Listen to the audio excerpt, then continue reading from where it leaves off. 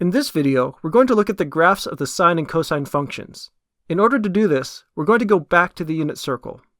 In an earlier section, we saw how the values of sine and cosine correspond to points on the unit circle. We eventually arrived at this picture. We used this image to create a chart of sine and cosine values.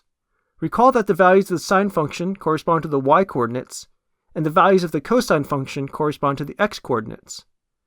Notice that we're using the radian measure for these angles. Radians are the more natural unit of measure for sine and cosine functions. We're now going to use this image to make an extended version of the chart you memorized earlier. The original chart only covered the first quadrant. But by tracking the coordinates all the way around the circle, we can create a chart that covers all 4 quadrants. We only need to create the chart for angles from 0 to 2 pi because the points on the unit circle start repeating. Once we have the chart, we can think of the angle as the independent variable to get a graph.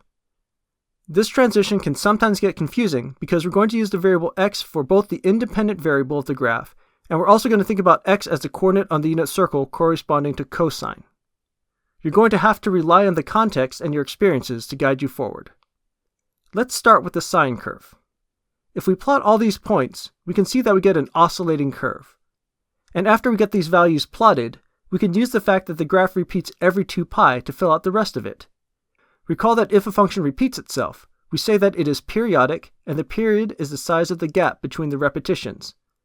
So the sine function is periodic with period 2 pi. And because it's a periodic function, we can focus our attention on just the interval from 0 to 2 pi. There are several features that we need to pay attention to. The first is that the curve is constrained between plus and minus 1 in the vertical direction. This is because it comes from points on the unit circle, and no point on the unit circle can have a coordinate greater than 1 or less than -1.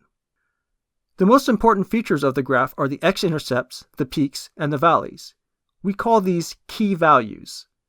Notice that you arrive at a new key value every pi over 2, and the y-coordinates at these key values is either 0 or plus or minus 1.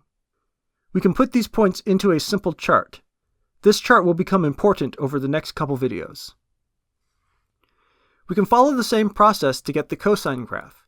You will notice that this graph has a lot of the same features. The y-coordinate is always between plus or minus 1. The key values occur every pi over 2. And this allows us to create another key value chart. You might have also noticed that the graphs of the sine and cosine function look very similar. A little bit of inspection will reveal that the cosine functions have the exact same values as the sine function, just shifted over a little bit. We'll see more about this in a future video, but it turns out that this is simply due to the fact that both these graphs come out of points on the unit circle, and the unit circle is perfectly symmetric.